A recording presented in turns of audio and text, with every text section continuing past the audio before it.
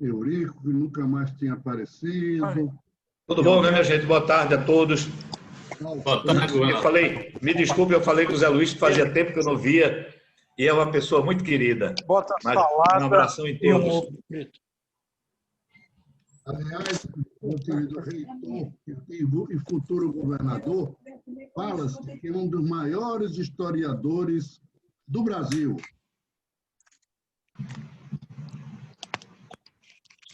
Barbeiramente. Não, o que é isso, Zé? Não é de hoje, não, professor.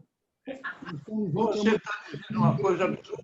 Já estão exigindo aí que você fale sobre a sinagoga, mas vai acontecer. Primeiro, eu vou explicar a vocês. Vai acontecer. Às 12h32, você abre a sessão.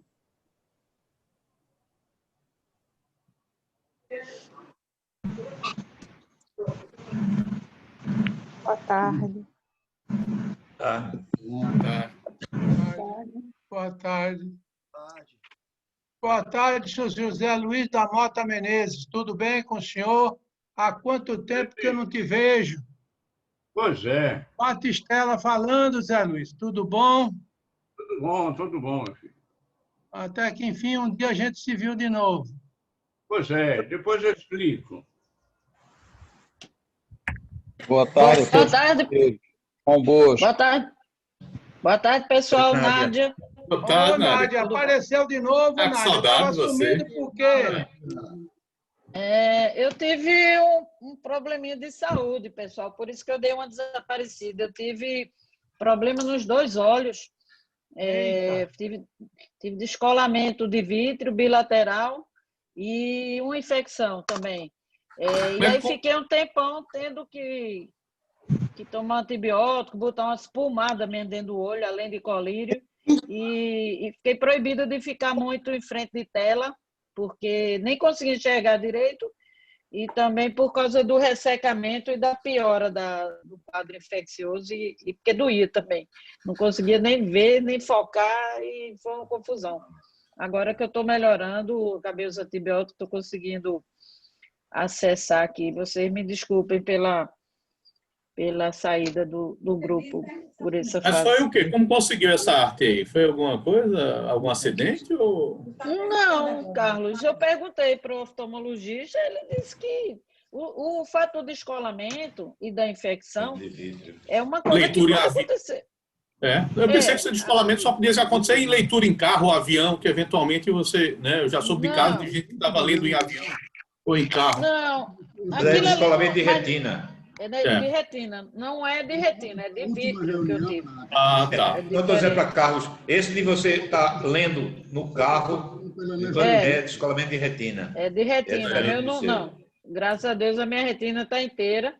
E aí eu fiz uma série de exames, fiquei 2 semanas frequentando o oftalmologista e ele me olhando, e agora me liberou para algumas coisas, voltar a fazer exercício, olhar a tela, essas coisas assim, mas estava muito chato, porque assim, além a blefarite bilateral, uma coisa parecida com conjuntivite, que você parecia que tinha areia nos olhos, e não conseguia focar, isso por causa do deslocamento, porque foi total no olho esquerdo e parcial, mas bem grande no olho direito. Então, não conseguia foco, parecia que tinha um bocado de bichinho flutuando, como se fosse umas aranhazinhas na frente do olho, não conseguia ler direito, doía, ardia. Em função do preço que está cobrando para anestesia, não? Bom. Não cobra nada. Minha gente. Pelo horário, vamos começar a nossa reunião. Boa tarde. Boa tarde a todos. Hoje eu estou acumulando a função também de protocolo, uma função que eu nunca fui oficialmente nomeado, mas essa função ingrata me acompanha há 4 gestões, mesmo sem ter sido nomeado. Eu terminei sendo ad hoc, na gestão de Joaquim Branco, de Miranda e de Pedro Eire. E agora na de Bira também. Né? Então é doutor. Bom, aí eu peço a todos que botem o microfone mudo, Hoje vamos compor uma pequena mesa virtual, né, com o nosso presidente, José Albiraci, né, com eu como secretário, Carlos Teixeira Júnior, o nosso palestrante, Zé Luiz Mota Menezes, né, que é nosso companheiro, foi nosso companheiro. E quarto vai compor o nosso convidado, Ricardo Gondim, né, que é do Distrito do Rio de Janeiro, foi presidente da revista Rotária. Né? Aí eu peço a todos que desliguem os microfones. Né? Gostaria de cumprimentar todos os companheiros presentes virtualmente. Né? Eu fico com medo de nominar, né, para não esquecer alguém, né? Mas tem o EGD Henrique Vasconcelos, de Fortaleza, o Otoniel Santos Neto, de Chopizinho, Distrito 4640, o nosso Ricardo Gondim, tem nosso governador entrante, Gilson Edmar, né? E eu vou né, parar aqui para não faltar com algum colega que esteja, algum companheiro que esteja aí, eu não esteja reconhecendo. Está aparecendo aí. Aí eu passo agora a palavra, vou passar agora a palavra para o presidente. Eu gostaria de, inicialmente, tocasse o sino para iniciar a reunião. Não está aparecendo De forma virtual, nós vamos fazer uma saudação ao pavilhão nacional.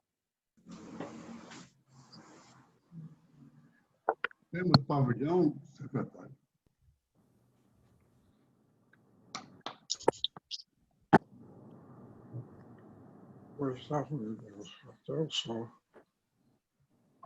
A oração rotária, convidamos o companheiro Alvamir Pinto. Valdemir, a oração rotária. In omnibus gratias agite. Em tudo dai graças.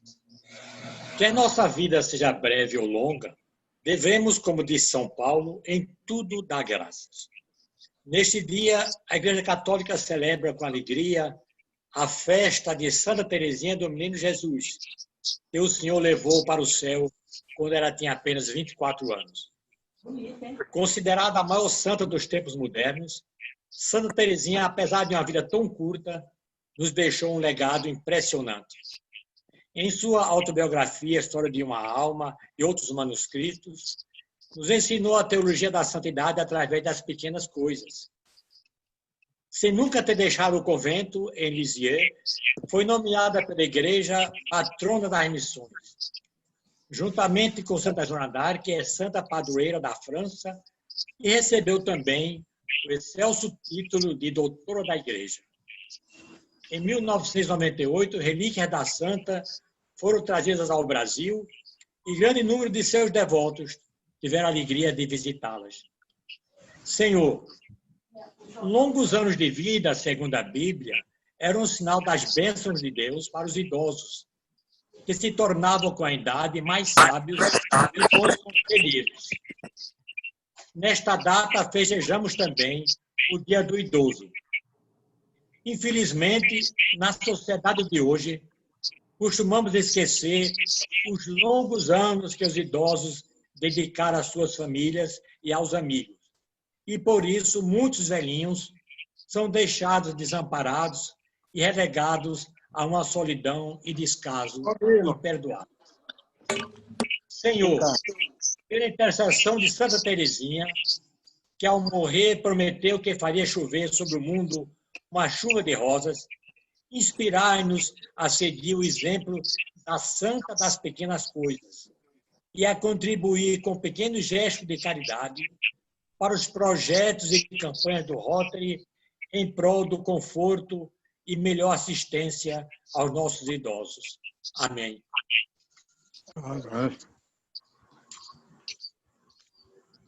Bom, antes de passar a palavra ao presidente, eu gostaria de anunciar e pedir autorização para que nossa plenária de hoje ela vai ser transmitida no YouTube. Nós temos um canal de YouTube onde transmitimos nossas plenárias, né? Já se encontra o canal do Rotary Clube do Recife, né? E se alguém tiver alguma discordância em ser filmado, por favor, né, que se acuse ou registre sua insatisfação com isso. Passa a palavra ao presidente. Tempo do presidente. Carlinhos. Sim, Só lembrando que vai ser transformado em assembleia, durante a assembleia tem que ser desligado. Só lembrando. Perfeito. Uhum.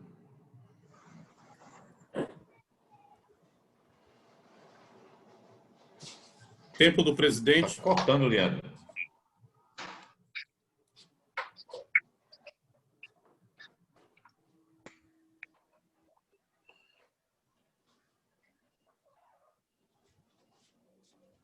Bira, tá em mudo. Seu microfone está mudo, Bira. Boa tarde a todos, cumprimentando todos os companheiros e companheiras, sobretudo os amigos de fora, que sempre estão presentes aqui conosco. E registrar a minha grande alegria de estar com o nosso querido e queridíssimo palestrante, companheiro José Luiz da Mota Menezes, e os demais companheiros presentes hoje nessa reunião, também pelo YouTube, comemorativa, como todas elas são, dos 90 anos do Rotary Club do Recife. Devolvo a palavra ao protocolo. Tempo do secretário. Né? A secretaria passa a registrar boletim do Clube Boa Vista. Né? Por enquanto, só recebemos o do Boa Vista. E devolvo a palavra e voltamos com a apresentação. Gostaria de chamar o companheiro Celso Muniz para fazer a apresentação do nosso palestrante, Zé Luiz Mota Menezes.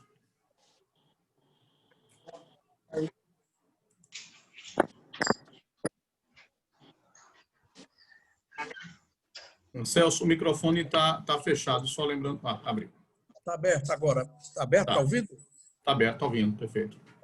Primeiramente, eu quero cumprimentar os companheiros e companheiras do nosso querido Rota do Recife, dar um abraço em todos e dizer da minha satisfação em estar aqui para apresentar o palestrante de hoje, o professor José Luiz da Mota Menezes. O professor José Luiz da Mota Menezes é um arquiteto, urbanista, escritor, professor da Universidade Federal de Pernambuco e um dos maiores conhecedores da evolução urbana da nossa cidade do Recife. O ano nasceu em Pilar. Tu vai dormir, amor? Manguaba. Não, porque se for me ter o fone de ouvido aqui. Mudou-se para o Recife em 1945, aos 9 anos de idade. Além de estudioso do assunto do urbanismo, ele tem um conhecimento das transformações do Recife dos anos de 40 e 50, onde o Recife viveu um surto muito grande de modernização. Zé Luiz da Mota Menezes, que eu tenho a felicidade de privar da amizade dele, ele tem o hábito da leitura. É uma das suas paixões. Possuindo uma biblioteca com cerca de 15 mil volumes, 15 mil livros, a maioria sobre a história da arte. Foi colaborador do Serviço do Patrimônio Histórico e Artístico Nacional, é o atual IFAM, tendo assinado diversos projetos de restauração, como o da Catedral da Sé, em Olinda, a Igreja Nossa Senhora das Graças, antigo Palácio do Bicho, também no sítio histórico de Olinda, a Casa da Cultura, o Palácio da Justiça, a antiga estação do Brum, a antiga sinagoga da Rua do Bom Jesus, o Palacete dos Amorins na Avenida Rui Barbosa, também projetou o Santuário da Mãe Rainha, 3 vezes admirável, em Olinda, e a Igreja Matriz do Largo da Paz, aqui no Recife. Quando presidente da Associação Comercial de Pernambuco, que fui por 5 mandatos, 10 anos e tive a honra, a satisfação, o prazer de ter como companheiros na vice-presidência, na primeira e segunda vice, e sempre revezando, o Biraci e Cassimiro, nós resolvemos restaurar aquele belíssimo prédio que é o ícone da cidade do Recife. E, para isso, eu convidei o professor José Luiz da Mota Menezes, porque ninguém melhor do que ele poderia fazer esse trabalho. E foi feito por isso, por ele. E ficou aquela beleza igual a quando foi construído há muitos anos atrás. Porque a ação comercial é a segunda mais antiga do Brasil, apesar de não ter sido aquele prédio a primeira sede da ação comercial. Ele foi ainda consultor técnico, o professor José Luiz da Mota Menezes, e um dos responsáveis pela concessão do título de Patrimônio Cultural da Humanidade à cidade de Olinda, feita pela Unesco em 1982. É professor titular da Universidade Federal de Pernambuco e foi 2 vezes presidente do Instituto Arqueológico, Histórico e Geográfico de Pernambuco. Luiz da Mota Menezes defende um modelo de cidade onde as pessoas possam viver com tranquilidade. Critica a falta de mobilidade urbana, a construção de espigões em ruas estreitas, a falta de planejamento para o transporte coletivo, entre outras particularidades. É membro da Academia Pernambucana de Letras e responsável pela Comissão Especial de Política Urbana do Conselho de Arquitetura e Urbanismo de Pernambuco. Autor de vários livros, entre eles A História da Nossa Associação Comercial de Pernambuco, Mobilidade Urbana, Nossa Senhora da Conceição dos Militares e outros mais. É essa pessoa que nós temos hoje a honra e a satisfação de ouvi-la, de ser o palestrante do dia de hoje. Obrigado por tudo, Zé Luiz. Eu convido a você fazer a sua pergunta.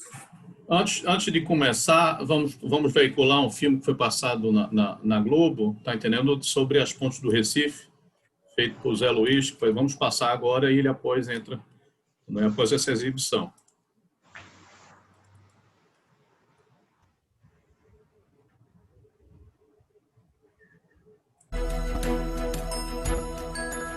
Ponte está no dicionário.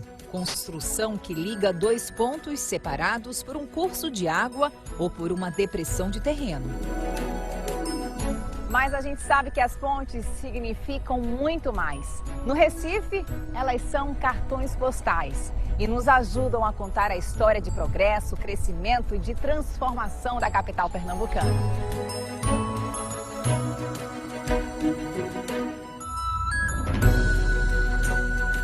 São mais de 50 pontes espalhadas pelo Recife. A área central da cidade, por onde correm os rios Beberibe e Capibaribe, é interligada por 8 pontes. Uma paisagem deslumbrante que dá à cidade o título de Veneza brasileira.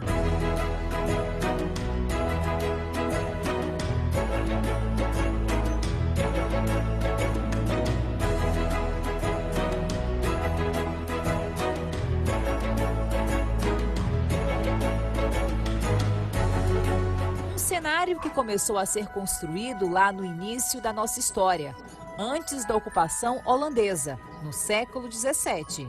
O Recife tem uma formação geográfica bem diferente de outras cidades brasileiras. Ela se desenvolve a partir de uma península chamada Lingueta, se desenvolve junto ao mar, com muitos rios. Então, com isto, ele foi praticamente aproveitado inicialmente junto ao mar e junto ao porto. Foi Porto de Olinda. Para que você pudesse ocupar as diversas ilhotas e utilizar o rio, você teria que passar de um lado para o outro.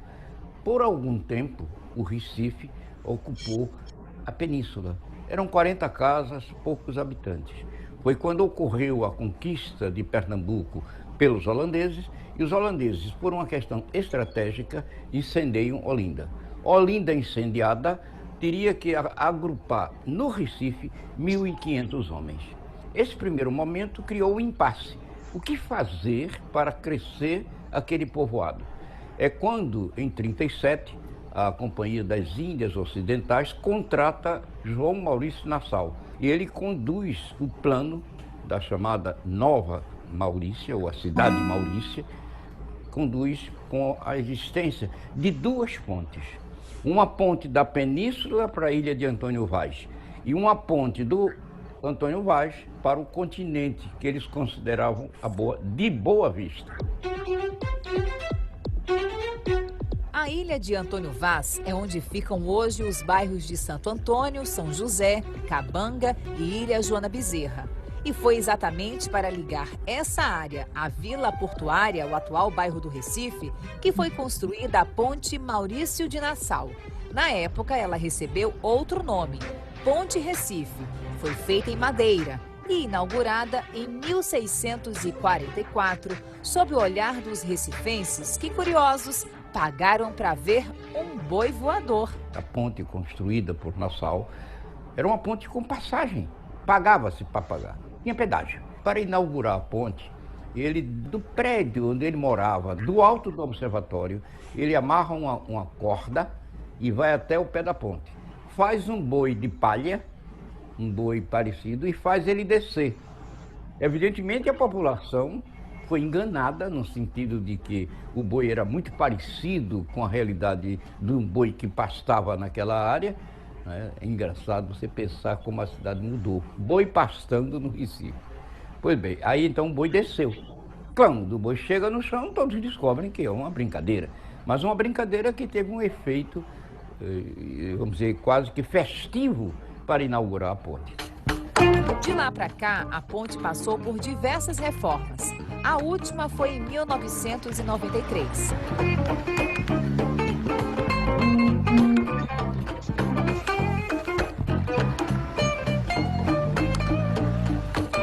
Logo depois dessa ponte, Nassau mandou construir a Ponte da Boa Vista, em 1640. Levou 7 semanas para ser concluída. Antes, ela ficava onde hoje está a Ponte Velha. Ao longo do tempo, foi reconstruída em outro lugar, usando ferro batido importado da Inglaterra.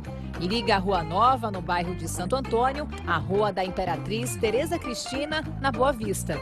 É passagem para motoristas e também pedestres, que mesmo no vai-vem diário dos compromissos, se permitem se encantar com essa paisagem. Acho uma coisa muito gratificante a gente ter essa paisagem, passar e ver essa paisagem. É a coisa de você conservar essa coisa da cultura, que a gente sabe que veio de uma outra cultura holandesa, sei lá, desde que isso aqui foi descoberto. E para mim eu acho muito gratificante. A nossa beleza daqui é enorme.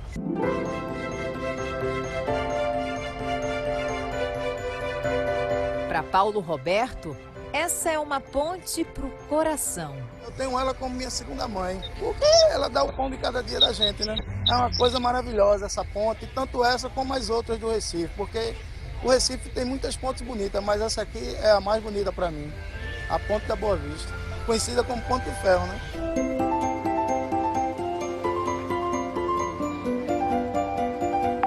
Ele e os irmãos começaram a ajudar o pai, vendedor de bolsas, ainda pequenos. Assumiram esse trabalho depois que o pai ficou doente. Paulo confessa que o movimento mudou, ficou menor com o passar dos anos. Mas os clientes seguem fiéis. Clientes fiéis, a gente tem amigos, a gente faz amigo todo dia. A gente conhece os clientes aqui pelo nome, né?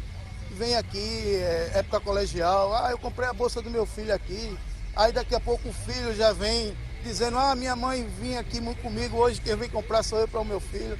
E daí vai seguindo, né? Muito bom, eu adoro esse trabalho aqui. A partir do século XX, as pontes foram se multiplicando pelo Recife, à medida que a cidade crescia e se desenvolvia. As pontes surgem em função da terra, em função da quantidade de rios e da facilidade para que se possa ampliar a área habitada. Porque uma ponte facilita, ela transfere, ela evita que a pessoa fique à espera de um barco. As pontes são, portanto, no Recife, integradas à paisagem urbana. E as pontes no Recife são extraordinárias, enquanto ruas sobre os rios e ruas que constroem belíssimas paisagens que encantam e faz com que a gente se orgulhe de ser pernambucano.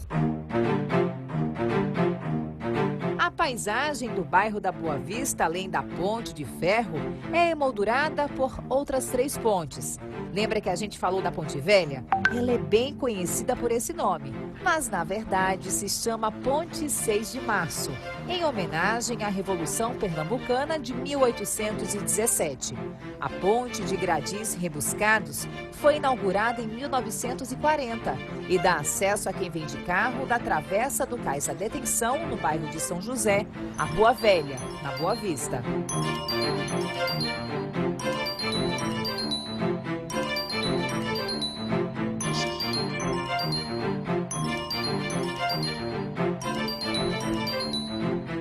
A ponte Duarte Coelho leva ao bairro de Santo Antônio. Ela foi construída em 1868 para dar suporte ao tráfego de trens urbanos. Hoje, 150 anos depois, segue sendo fundamental para o transporte. Mais de 100 linhas de ônibus circulam por aqui todos os dias, entre a Avenida Conde da Boa Vista e a Avenida Guararapes. É ainda Corredor da Alegria, no período de carnaval. É na ponte Duarte Coelho que é montado o galo gigante do Galo da Madrugada. O bairro da Boa Vista também tem ligação com o bairro de Santo Antônio pela Ponte Santa Isabel, chamada por muita gente de Ponte Princesa Isabel. Ela vai da Rua da Aurora até a Rua do Sol. Foi inaugurada em 1863. Passou por várias mudanças até que foi reestruturada em 1967, depois de ser danificada pelas enchentes do rio Capibaribe, nos anos de 65 e 66. As pontes são cheias de histórias para contar. Sabia que uma ponte do Recife era a única do país a abrir o vão central para dar passagem aos barcos? A gente conta logo depois do intervalo.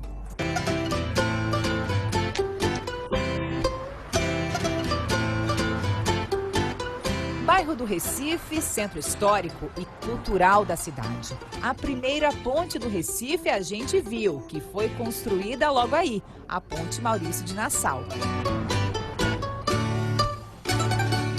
Mas outras 3 pontes ajudam a interligar o bairro a outros lugares da cidade. Quem vem da zona sul do Recife ou quem segue para lá tem um percurso facilitado por esta ponte aí, no bairro de São José, onde o tráfego é intenso. Isso por cima da ponte, porque por baixo mesmo os barcos navegam tranquilamente pelas águas do rio.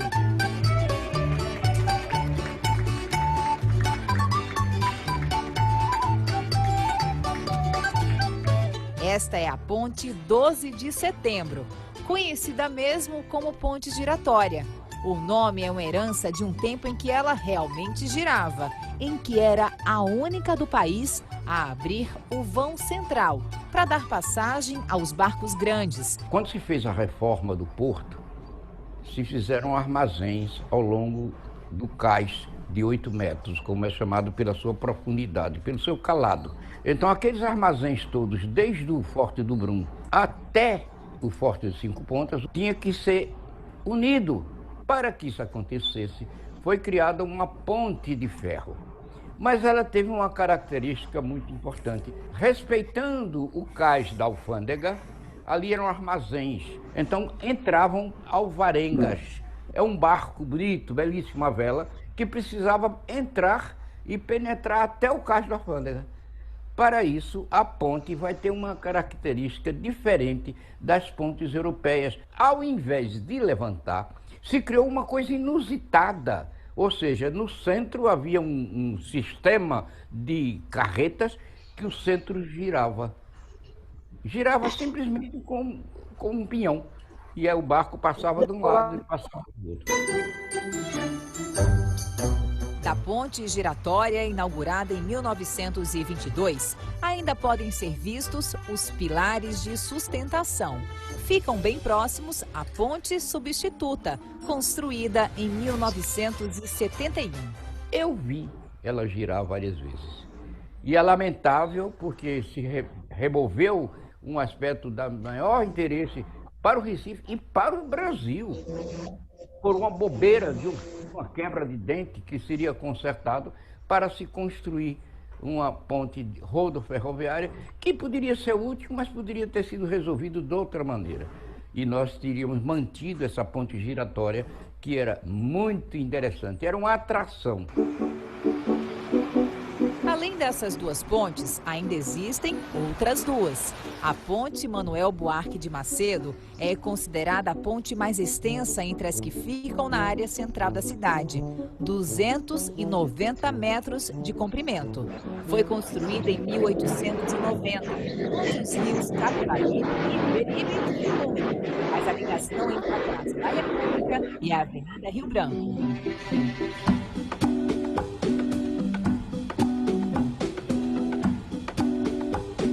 E tem a Ponte do Limoeiro, onde pescadores costumam atracar os pequenos barcos.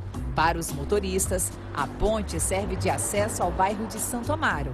A primeira estrutura foi construída sobre o rio Beberibe em 1881. A Ponte do Limoeiro foi resultante do sistema de trânsito da ferrovia que ia do Recife, do Brum e exatamente a Avenida Norte, que era onde passava o trem. A Avenida Norte era um caminho do trem, que ia até Limoeiro, ia até Caxangá, pela Volta do Mundo, daí seguia até Limoeiro pela ponte. Quer dizer, Limoeiro é uma ponte de estrada de ferro. Foi uma ponte de ferro, depois substituída hoje por uma ponte de concreto. Navegar pelo rio Capibaribe e passar por baixo das pontes é uma programação imperdível para os turistas que visitam o Recife. Só que esse percurso também é feito todos os dias por quem trabalha e ganha vida com a pesca. Esse é o caminho diário de seu Josadark. Natural de Olinda, aprendeu com o pai a pescar. É daqui que tira o sustento da família. Peixe eu pego tainha, pego carapeba, curimã, a gente pega também pampo. É a variedade de peixe, né? Isso aí também é relativo, é por momento, por época e por temporada. São 30 anos percorrendo essas pontes. Quando a gente passa por baixo dessas pontes, as pessoas ficam olhando, ficam admirando, né? A maneira a gente tá no barco, na embarcação, né? E fica admirando, a gente olha, a gente acha também, às vezes a gente dá tchau, né? A gente cumprimenta, né? A recíproca um para com o outro, né? E claro, ele tem uma preferida. Uma das pontes que eu acho assim, na minha concepção, é a ponte da Imperatriz, que é a chamada Ponte de Ferro, né? Eu acho ela interessante, a maneira que ela foi construída, desenhada. A arquitetura dela eu acho interessante.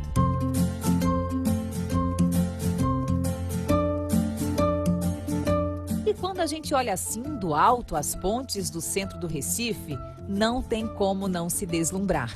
Uma paisagem que se movimenta e se integra com moradores, com a natureza. Um encanto que inspira o trabalho de quem é especialista em eternizar beleza. Max Levay, 41 anos, é recifense e fotógrafo. Em 15 anos de carreira, soma mais de 10 mil fotos que transmitem a paixão, não só pela profissão, mas também pela cidade em que nasceu. As pontes, ela tem um conceito dentro da cidade muito forte, né? Recife é a cidade das águas, né? A Veneza americana, a Veneza brasileira, né? De Gilberto Freire. Então, essa cidade ela é ligada por elas. Né? Essas pontes ligam as cidades, as ilhas que envolvem as cidades. Então, você fotografar a cidade a partir da ponte, de uma ilha ou de outra, a percepção fotográfica que você tem do lugar é totalmente diferente. Ela se integra à harmonia da cidade, à paisagem da cidade. Então, você fotografar Recife como cartão postal e não ter as pontes integradas nessa fotografia, é como se não tivesse fotografado a cidade. É a cidade das pontes, é a cidade do rio Capibaribe, é a cidade dos casarios, dos sobrados. Então é a cidade da cultura, do carnaval, né? É a cidade dos fotógrafos, Gilberto Freire dizia. Max conta que a Ponte Maurício de Nassau é a preferida dele pela importância histórica. Mas não foi lá que ele tirou uma foto que considera marcante. Eu gosto muito de uma foto na Ponte Velha, onde eu mostro o caminho da Ponte de Ferro. Eu acho muito interessante essa foto. Tem outra da Ponte Maurício de Nassau que enquadra um prédio que fica todo quadriculado. Eu brinco com essa história da geometria das pontes. Algumas dessas fotos ilustram o livro Recife, Freire e Fremes, um olhar sobre o guia prático, histórico e sentimental da cidade, com fotos de Max e textos de Gilberto Freire.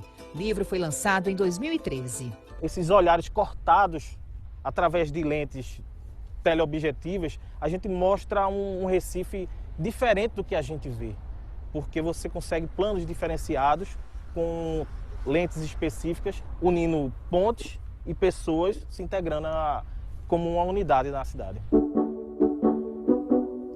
A ponte que liga dois pontos, une a cidade, transforma a paisagem, encanta moradores e também quem vem conhecer a Veneza brasileira, Recife.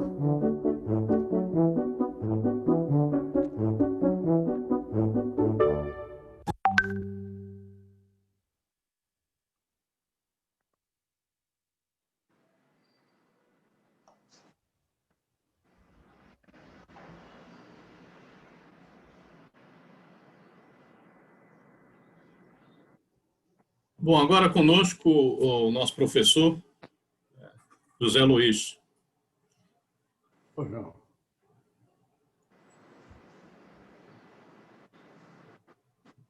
Tem que me colocar na tela maior, Carlos. Você está nela. É porque varia de computador com computador. Mas você já está na tela maior. Uhum. Estamos vendo. As pontes do Recife geraram toda a estrutura orgânica da cidade. Imaginem vocês, companheiros, se nós não tivéssemos essas pontes. Tivéssemos que atravessar de barco de um lado para o outro. Então, o meu amigo Bira pediu que eu usasse a mesma camisa que eu usei na palestra e eu estou atendendo a ele. Deu um trabalho enorme, porque a camisa está velhinha. Mas eu procurei atender. Em primeiro lugar, eu gostaria de agradecer o convite a Bira, falar com minha amiga secretária de muito tempo e, basicamente, lembrei de um livrinho que eu recebi há muitos e muitos anos, que também a cidade foi base para a criação de uma grande instituição. A memória me trouxe o incêndio de Chicago, acabou com a cidade inteira, a reconstrução da cidade americana e a inspiração a Paul Harris de estruturar a sua instituição, que hoje é universal, por meio de avenidas. Avenida de serviço profissional, as avenidas internas e externas. Quer dizer, ele utiliza o urbanismo para dar um corte na cidade. Nós utilizamos as pontes para que a cidade funcione. Então, essa lembrança que me trouxe Chicago e que trouxe exatamente a fundação de Rotary e que teve como base, eu nem sei como nem porquê, por mais que a gente procure saber através da biografia de Paul Harris, porque ele escolheu o corte, um corte social, o corte através das avenidas, e usou de uma linguagem urbana moderna. Naquela altura, o urbanismo estava se formando como estrutura de organização de cidades. Então, eu me lembrei que eu não iria repetir o que eu disse. Eu não consigo nem dar uma aula igual a outra. Eu me lembrei que pontes têm um significado muito grande para todos nós em Rotary. Ponte é, como eu disse no livro, liga um lado ao outro através de uma chamada a rua. É uma rua sobre os rios. pontes, dentro desse novo significado que eu estou dando, é aquela que Porreres não pensou, mas que agora eu faço o confronto da imagem dela como união com o que nós somos em termos de corporação institucional social. Vejam, estive passando algum tempo na Europa e nunca deixei de ser bem recebido enquanto rotariano em qualquer dos clubes, de Lisboa, de Paris, de Roma. Recebi de uma maneira afetuosa, de uma maneira que, de certa forma, nos dá o amparo de estar numa cidade diferente, de estar num lugar diferente e com pessoas diferentes. Eu me senti, na realidade, em casa. Esta é a grande ponte internacional. É uma ponte que se estabelece entre nós aqui e o mundo. A ponte da amizade. Por outro lado, Porreres cuida da ética e da moral. E nós, rotarianos, cuidamos da ética e da moral. Portanto, nós fazemos uma ponte entre a ética e a moral. Nós criamos a base da estrutura do humanismo. Nós, exatamente, criamos a ponte da ética e da moral. Pontes que unem amigos, que unem instituições. Me lembro de quantas vezes a gente foi centrado no outro que está doente, centrado no outro que está com necessidades, centrado no processo social e nos sentimos felizes com nós mesmos de nos ser útil à sociedade. Então, a ponte entre Rotary e a sociedade é mais uma ponte que surge daquele cenário inicial. Ponte de ordem social. Os cidadãos de cada cidade se integram através justamente desta ponte, que, embora não criada por Porreres, está inserida na nossa formação, na nossa instituição, no nosso companheirismo. Ponte do companheirismo. Ponte que faz com que você saiba que o outro é seu amigo e que o outro está ali perto de você a todo momento.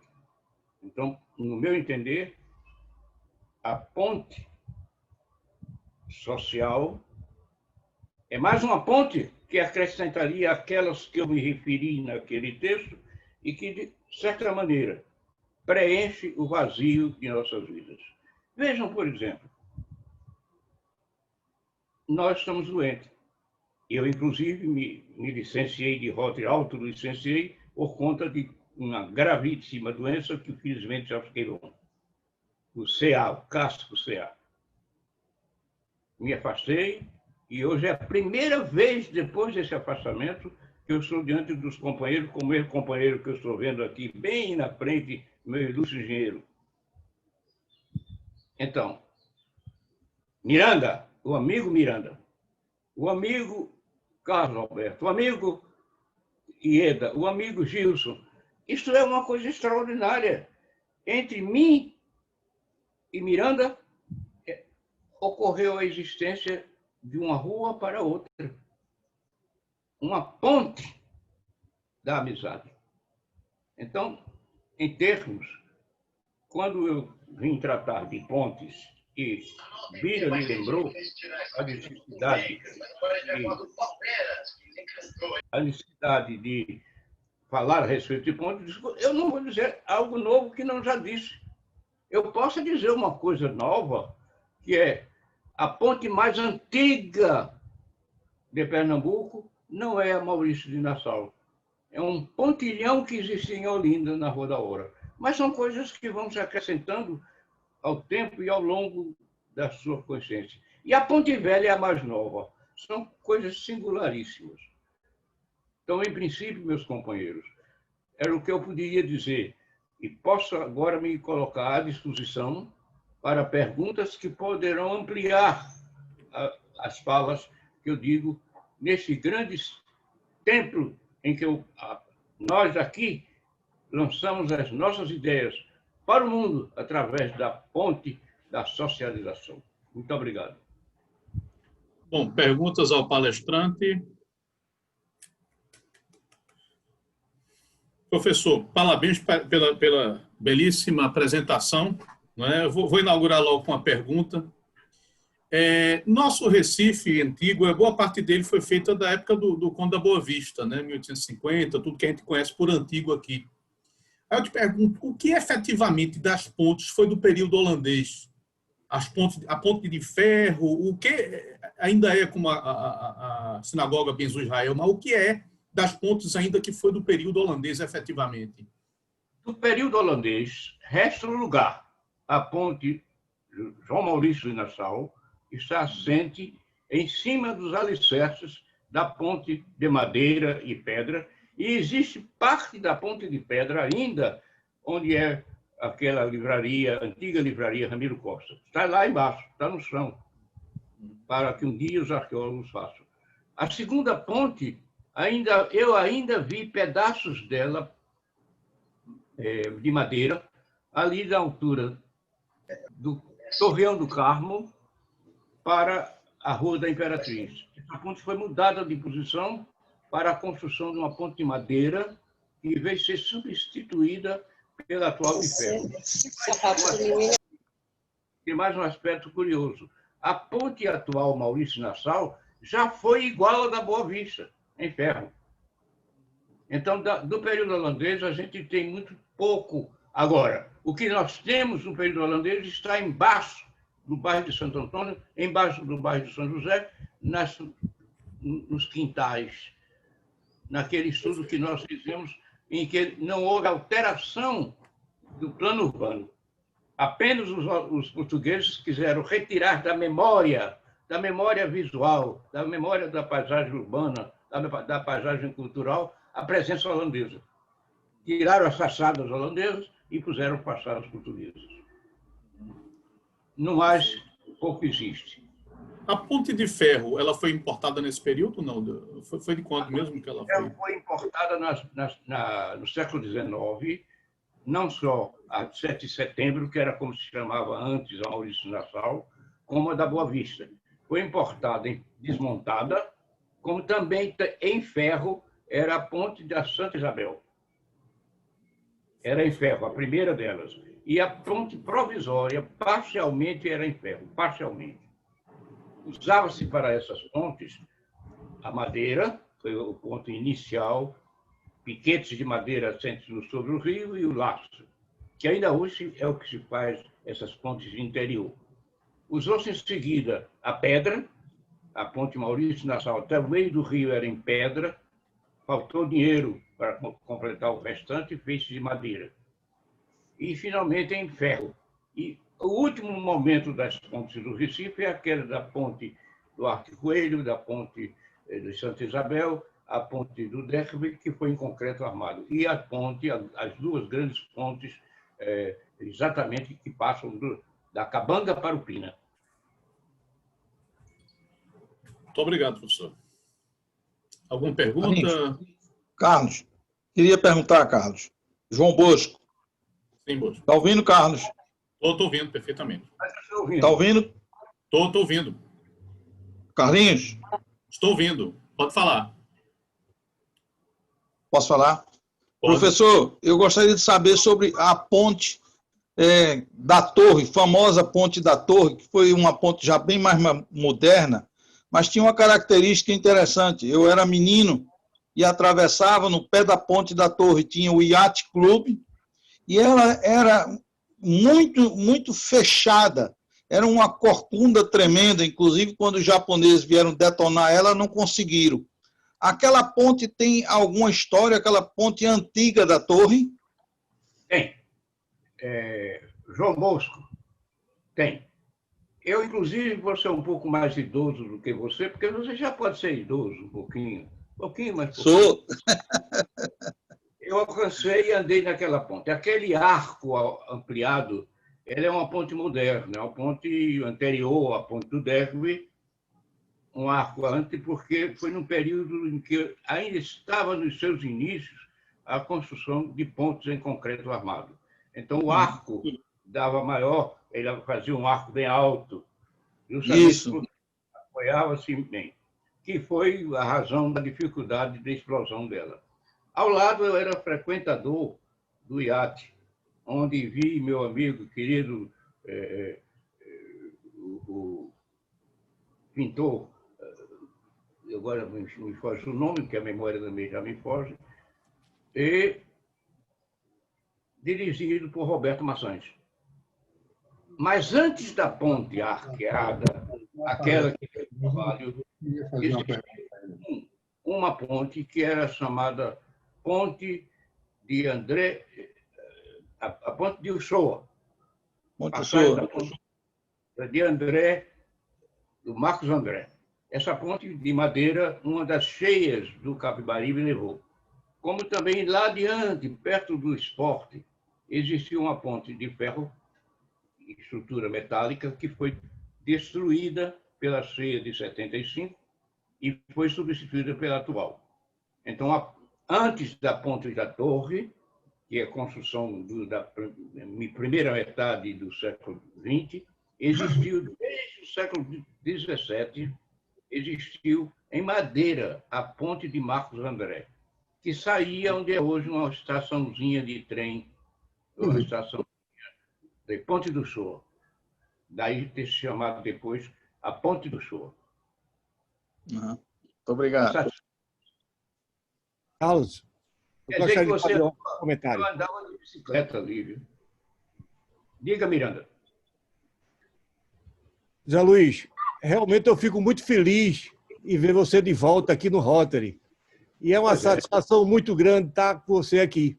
Infelizmente, quando eu fui presidente, nós tínhamos um projeto aí no Rotary que seria muito bom, naquele que toda semana você ia falar de uma praça. Isso estava tudo esquematizado. E, infelizmente, a gente não teve a oportunidade porque você estava doente. Zé Luiz, eu gostaria de dar um testemunho aqui, é uma das pessoas que eu admiro muito na minha vida profissional. Um grande arquiteto. Foi professor comigo na década de 70, lá na Escola Técnica, e trabalhamos muito, construindo a Escola Técnica, lá sem receber um tostão. É, nós, né? Fez o projeto todo da Escola Técnica e também no Palácio da Justiça, na Torre Malakoff, e sempre nessa restauração que eu fazia, eu tinha Zé Luiz algumas vezes chateando ele, perguntando, tirando as dúvidas, com uma paciência impressionante que é peculiar dele. E é uma satisfação, Zé Luiz, muito grande lhe ver aqui, né? Meus parabéns pela sua pesquisa, pelo seu trabalho. Eu não tenho mais tempo de fazer aquele programa que nós fizemos e que eu fiquei arrasado. Quando eu fui operado pelos 3 cânceres e que me afastei porque foi doloroso, foi terrível. É como diz meu amigo Bira, a gente tem que esquecer. Certa vez, Miranda, minha filha, mais nova, perdeu o namorado e ficou desesperada. Eu, então, fiz um bilhetinho para ela. Das rosas, escolha as rosas e não os espinhos.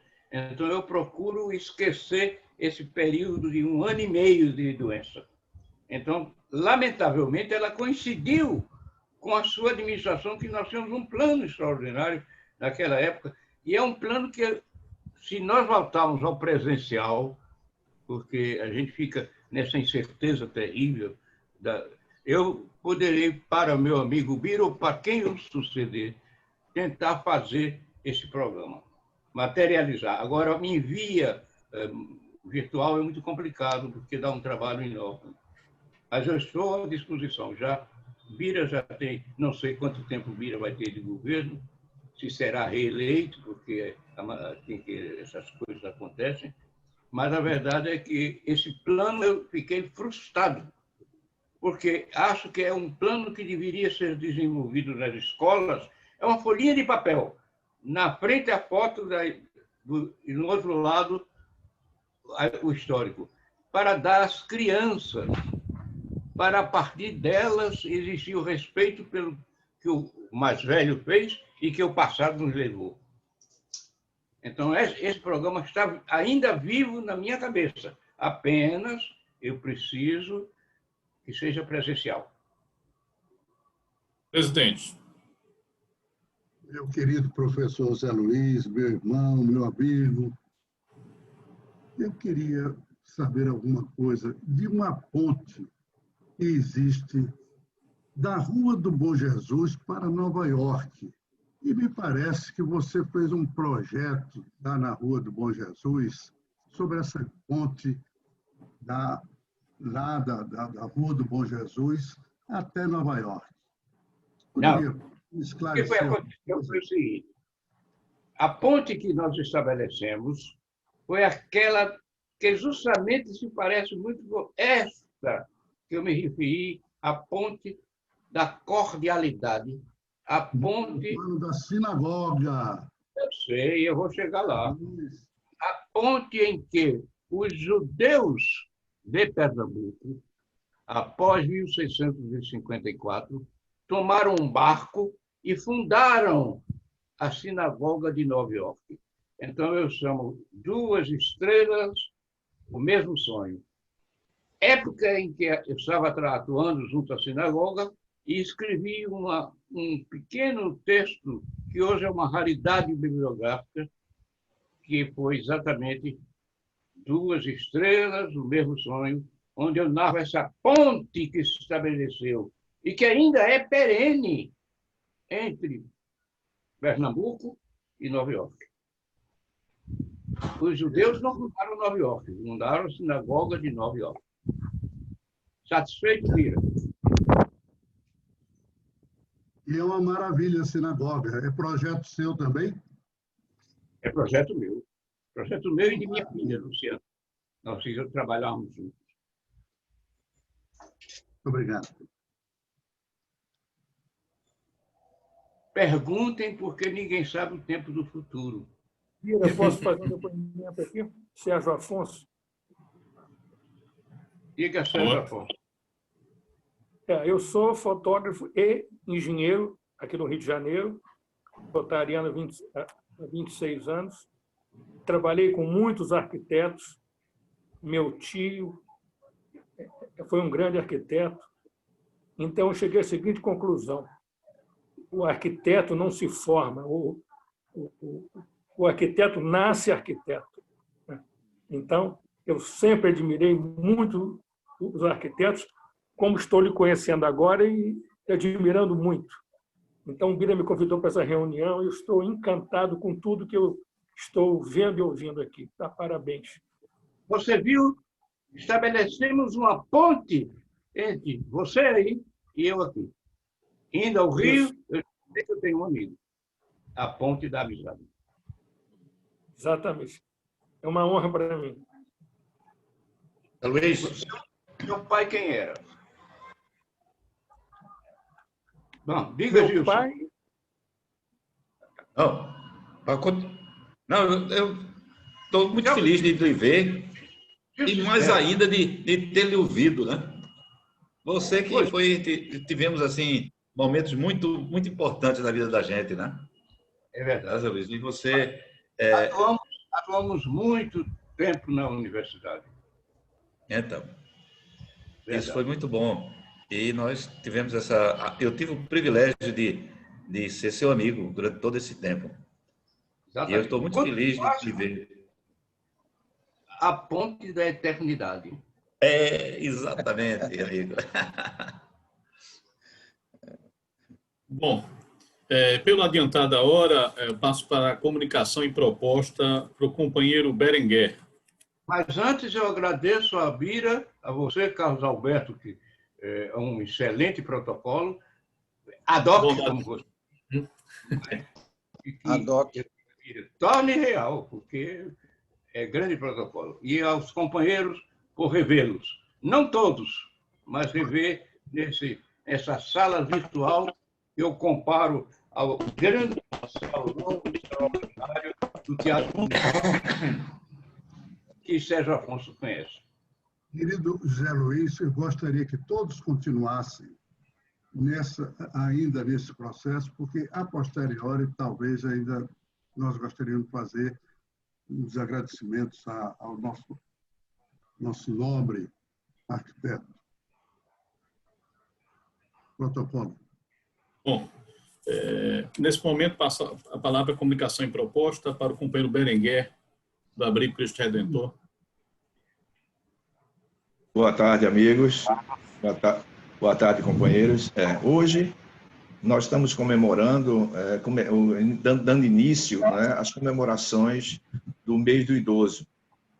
E hoje eu estou representando 110 idosos abrigados no Cristo Redentor. E justamente o nosso amigo Bira, com sua liderança, né, e com alguns companheiros rotarianos, se juntaram para prestar uma homenagem aos nossos idosos. E hoje, em torno de 15h30, ele deverá comparecer ao nosso abrigo, onde vai ofertar, entregar alguns brindes aos nossos idosos. Então, eu quero convidar aos nossos companheiros que acompanhem o nosso companheiro Bira nessa ação de prestigiar e premiar os nossos residentes.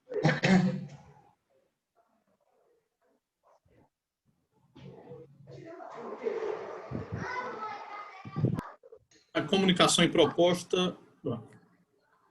Continuando...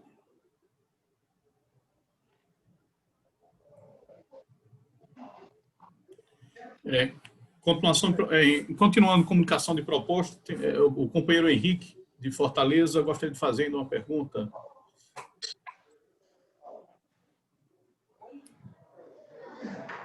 Henrique, teu microfone está fechado. Pronto. Professor, fiquei muito feliz de estar aqui. Obrigado, Bira, por esse convite. O clube como de vocês é sempre admirado pelo Brasil inteiro, né? Está muito feliz aqui. Eu gosto muito, eu sou engenheiro civil, mas tenho uma filha se formando em arquitetura, tenho um amor muito grande pelo patrimônio histórico e fico muito feliz de ver alguém do seu naipe falando tão bem de um assunto. Eu sou amigo de talvez um grande amigo seu, acho, que é o Romeu Duarte, que foi do IFAM aqui de Fortaleza, foi 9 anos presidente do IFAM, e a gente tenta sempre compatibilizar algumas coisas de patrimônio histórico com desenvolvimentos econômicos e algumas coisas que a gente tem que juntar os dois, né? Nem pode desconhecer um nem o outro. Mas eu queria fazer uma pergunta para o senhor. As pontes, vocês estão na cidade, a Veneza brasileira, as pontes de Pernambuco, prioritária, assim, quais foram os maiores desafios para a construção dessas pontes, seja de materiais, tecnologia?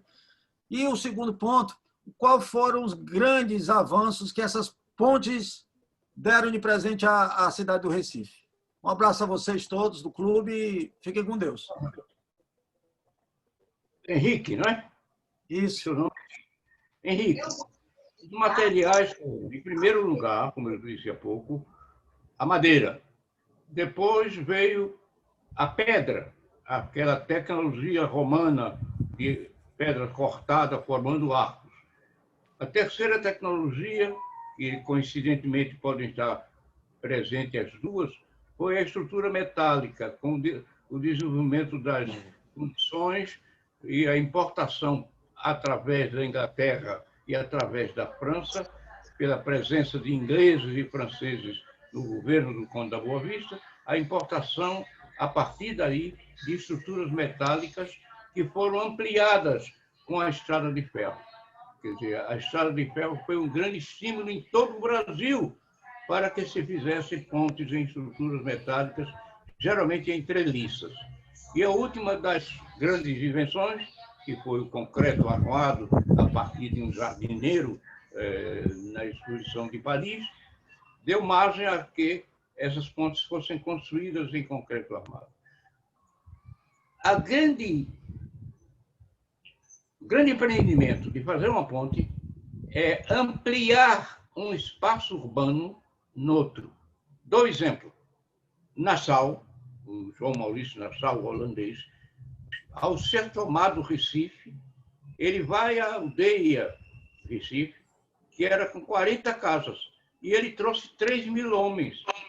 Muitos dormiram nos navios. Então, o que é que ele faz?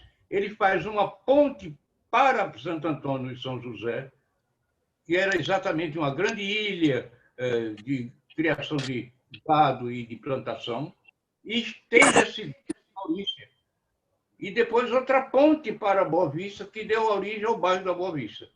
Então, a ponte tem esse sentido de uma rua sobre o rio, que dá margem a uma expansão urbana no outro lado. Respondido, Henrique? Mais que respondido. Muito obrigado, professor. Saúde.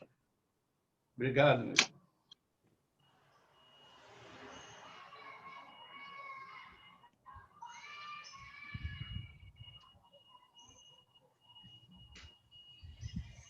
Eu gostaria de, nesse momento, agradecer a todos os visitantes que vejo, inclusive Elandro, nosso companheiro, a Liomar, que é o embaixador, e gostaria, Liomar, que, em nome do Rotary Clube do Recife, você parabenizasse, juntamente com o seu presidente, o Jackson Zeferino, os 50 anos do Rotary Clube de Jaboatão.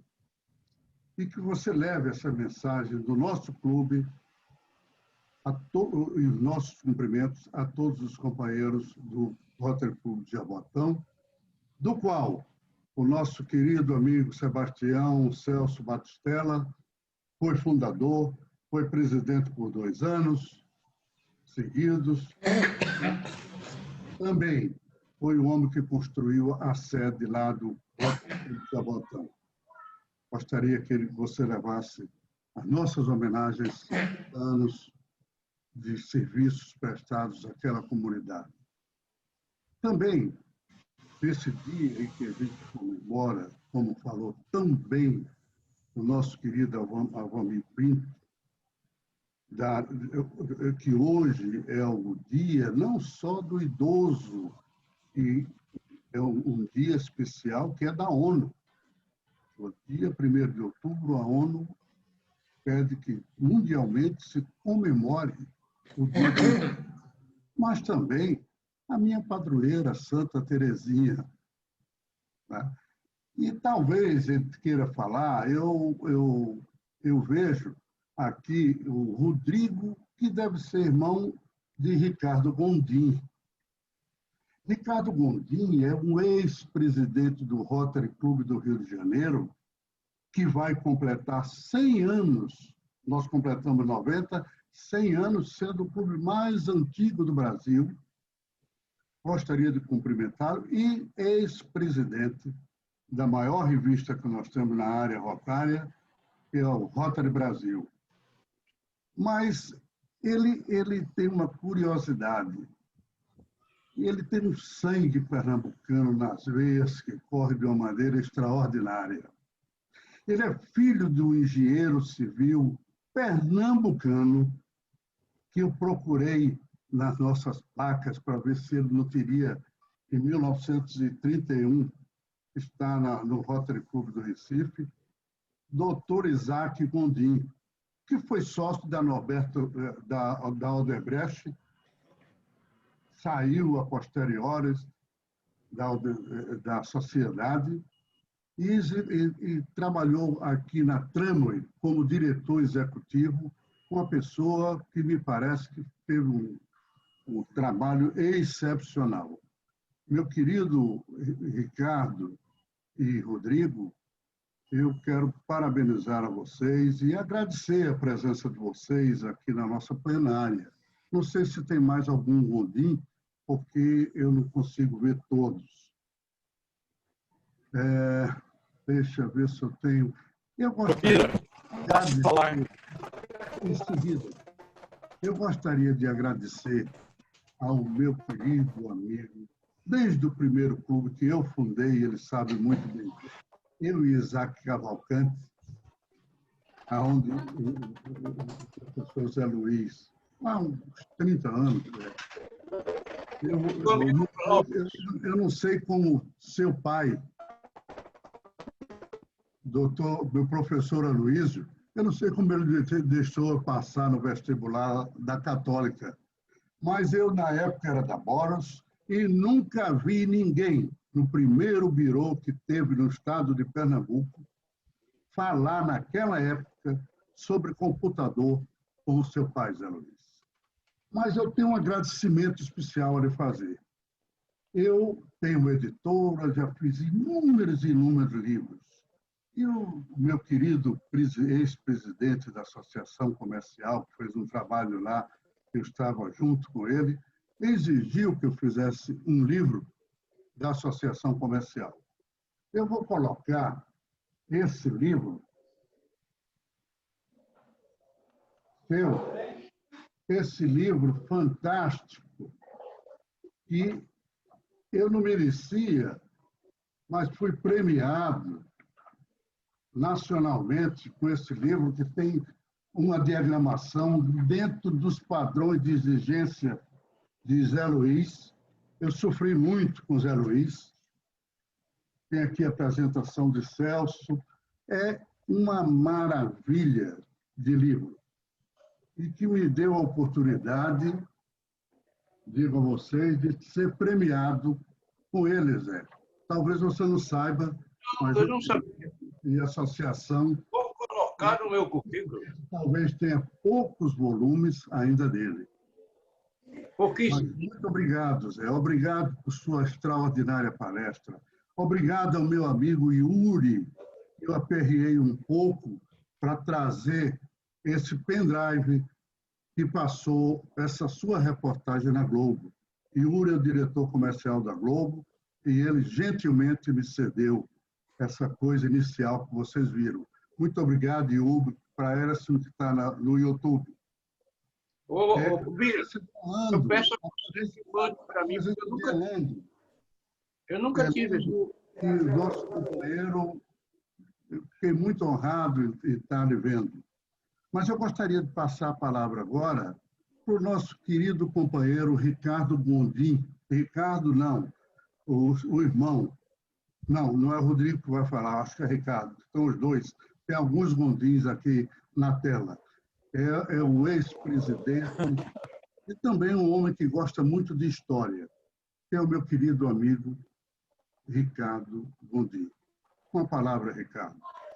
Caro Bira, muito prazer estar aqui. Eu estou sem imagem porque o sinal está muito ruim no lugar em que eu estou. Eu estou na rua, porque estou em outros trabalhos, não pude ficar em casa, mas eu quero cumprimentar o professor José Luiz, cumprimentar você, cumprimentar os companheiros todos do Rotary Club do Recife, e lembrar da figura do meu avô, na verdade, meu avô, Isaac Magalhães de Albuquerque Gondim, que foi o engenheiro da reconstrução da Ponte Buarque de Macedo em 1923. Ele era sócio, na época, do velho Odebrecht, do Emílio, o Emílio Patriarca, avô do novo Emílio, pai do Marcelo, etc., etc. E aí, então, se a sociedade que meu avô e Emílio tiveram, e foi desfeita amigavelmente, tivesse continuado, eu seria hoje muito rico, ou talvez estivesse preso. De maneira que eu quero cumprimentar e lembrar que, entre as várias pontes, várias obras civis que meu avô, junto com Odebrecht, na tecnologia moderníssima, na época do concreto armado, construíram no Recife, no primeiro quartel do século XX, até 1920 e poucos, a Ponte Buarque de Macedo era a que ele mais se orgulhava. Eu cheguei até a fazer um quadro em que reflito meu avô, um retrato do meu avô jovem, tendo ao fundo a Ponte Buarque de Macedo. Rodrigo é meu filho. Com muito orgulho, ele não é engenheiro, ele é administrador de empresas, mas ele tem muito orgulho também da família, da história. Também gosta de história e outros membros da família talvez estejam acompanhando. Eu estou com um sinal bastante precário, mas eu acho que você está conseguindo me escutar e receber o meu abraço rotário. Sou do Rotary Club do Rio de Janeiro, como você disse, ao companheiro Zé Luiz também e a todos os companheiros aí do Rotary Club Recife, onde meu avô, velho Isaac Magalhães Gondim, foi associado nos idos de 30 e poucos, 40 e poucos, mas estava vendo naquela lista, creio que ele não foi fundador, ele veio depois. Um abraço grande, Bira, parabéns a você e um abraço a todos.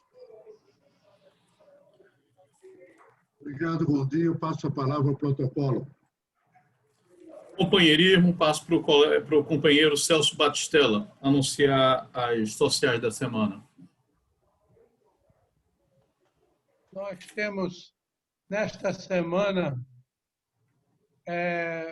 dia 2, amanhã, a senhora Maria Carolina, esposa do companheiro Luiz Pontual, fazendo aniversário. Faz aniversário também o companheiro Mário de Oliveira Melo, no dia 3. E no dia 5 é aniversário de Aldemar Assunção Filho. Como aniversário de casamento, nós temos no dia 1 a senhora Maria Raquel com Abelardo Delgado de Borba. Somente esses são os sociais da semana. Muito obrigado. O protocolo agradece a presença dos companheiros e dos visitantes, não é? E passa agora a palavra para o presidente para converter essa Assembleia em Assembleia Geral do Rotary Club do Recife. Mais uma vez, eu agradeço a presença de todos e gostaria de transformar essa reunião em uma assembleia apenas para os associados do Rotary Club do Recife. Aos demais, sempre compareçam às quintas-feiras as belas palestras que estão acontecendo em homenagem à comemoração dos 90 anos do nosso Rotary Club do Recife. Eu vi, inclusive, a governadora Tereza estava por aí, eu não sei se ela simplesmente botou a foto, o nosso querido reitor Gilson Admai, futuro presidente do nosso clube, a você, Ricardo Gondim, com todo o meu carinho. A nossa querida governadora Tereza, eu estou vendo agora que ela bota uma foto, vai para a cozinha, faz a comida do marido e volta depois. Mas hoje ela está ao vivo, eu estou vendo, não é só a foto, não. Ela fica ouvindo a nossa história, coisa inacreditável. Então, eu agradeço a todos vocês e solicito que todos os rotarianos do Clube Recife permaneçam e os demais, eu solicito, e, se possível, se ausente, que nós vamos fazer uma reunião do Conselho Diretor do clube, apenas para os associados. Muito obrigado.